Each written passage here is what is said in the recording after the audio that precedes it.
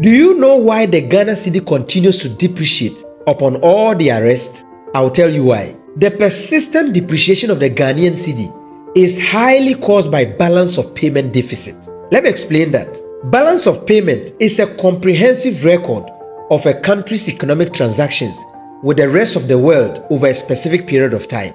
It includes all financial exchanges such as trade in goods and services, investment incomes, and all forms of foreign transfers. Hold on, you will understand. It is divided into current account and capital account. But let's focus on the current account for the purpose of this video.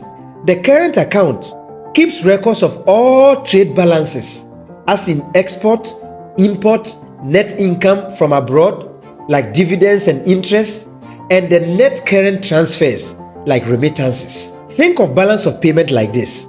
It's like a bank statement of a certain country that shows how much money is coming into the country versus how much money is leaving the country.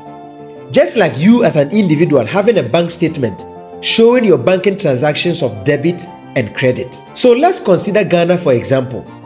If Ghana exports $3 billion worth of assets to Europe, this amount will be recorded in our current account as a positive entry, meaning that $3 billion has entered into Ghana's account. But if we import goods and services worth $2 billion from China, it will be recorded as a negative entry, meaning that $2 billion has left Ghana's current account.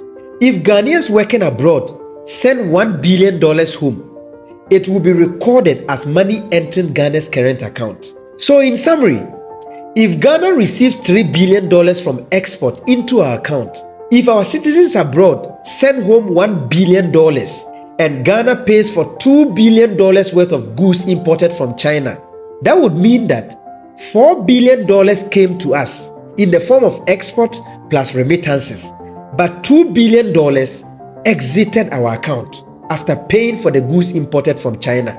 Therefore, Ghana would have $2 billion remaining in our current account balance. This is what we call balance of payment surplus. In other words, we have paid our debt and still having $2 billion remaining in our current account. On the flip side, if Ghana exports $3 billion worth of goods and its citizens living abroad also remit only $1 billion back home, while our import rises to about $5 billion, that would mean that we received $4 billion from export and remittances, but $5 billion left our current account to pay for the goods and services that we imported from China, and we would have a negative balance of $1 billion.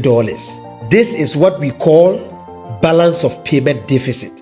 In other words, we have a negative account balance in our current account. My brothers and sisters, don't ever be deceived, because any country that continuously records negative balance in its current account, which leads to a balance of payment deficit, that country's currency would always be affected and hit with massive depreciation, leading to inflation and many other impacts. Now let me ask you, from the look of things, does it look like Ghana is ready to produce more than we import?